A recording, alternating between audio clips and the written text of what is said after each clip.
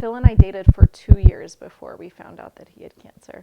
I met Phil when I was 18 years old. My best friend was dating Phil's brother, and she said she wanted to introduce me to this guy that I was perfect for. I would say Phil was your average college-aged kid. He was very into sports. School was secondary to him. He had good values. He was brought up in the church, and I could see that in him. But as far as his actual walk with God, his relationship with Jesus, it was definitely lacking. We knew that something had been wrong. He hadn't felt well for quite a while. He had no energy. He'd go to bed at like 6 o'clock at night. And we were in college, so clearly that was not normal. Getting your initial cancer diagnosis and then going through treatment, you're just kind of walking in blind. You have no idea what you're getting into. But it was kind of one of those things you have to take one step at a time, because it would be so overwhelming if you knew what the whole process would look like. So we started doing chemo. The more treatments he did, the more sick he got each time, and the longer it took to bounce back. Phil was in treatment 6 months or so. There is nothing quite like the feeling of having your doctor say that you're cancer-free or you're in remission.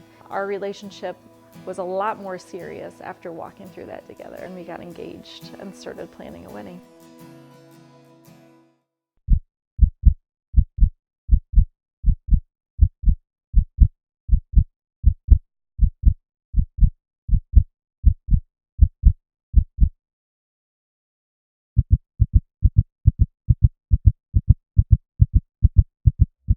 Once I heard that, I was so mad. Like I was angry because now I had to tell, not my girlfriend Carrie, I had to tell my fiance Carrie. Probably one of the hardest things I've ever had to do was say, Carrie, I don't know if I'm ever going to be your husband. I don't know if we're ever going to get married.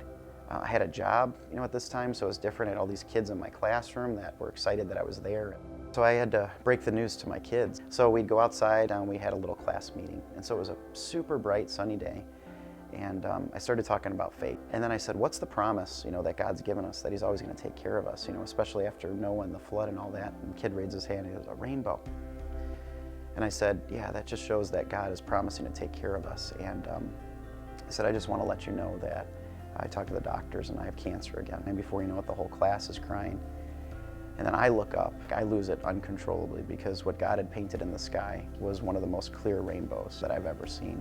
And I knew right there that was the moment for the kids and the moment for me to say, I'm going to be with you. The fact that that promise was so clear and so timely, I walked away from that just saying, all right, I don't know what the future holds, but we got to keep going. The next day I had to check into the hospital again and do it all over. So I went through the 6 months of chemo, and then I got ready for a stem cell transplant. Couldn't have a sip of water for a month, fed by tubes, on oxygen, can't have visitors, and you just kind of lay there, and it was my breaking point. And I said, God, if it's time for me to go to heaven, I'm ready. Like, I believe that Jesus died for me. But if not, I promise, God, to give the rest of my life to you. Once I said amen to that, I started seeing things differently. He started the process of getting Phil's friends going while in the hospital. We had attorneys come down to the hospital, and we signed paperwork to get everything started while he was too sick to sign his own name. So Phil's friends literally started in his hospital bed.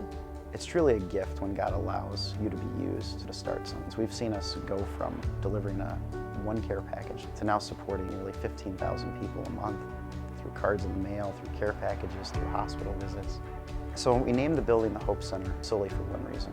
Our purpose is all about hope. When we talk about hope from a biblical way, we talk about something we can count on. It's rock solid. So I get the question a lot, what I would say to someone who's going through cancer. The biggest thing I'd say to them is to find that community of people to be around, and it's okay to not have all the answers. It's okay to not know how you're going to navigate this. If you have questions, that just means you're breathing and you're hearing you got a new diagnosis. When you don't know what's next, God's already there. He's already ready to meet you there. If you look at the whole big picture, it can be overwhelming. Look at just today, because today is really all any of us have.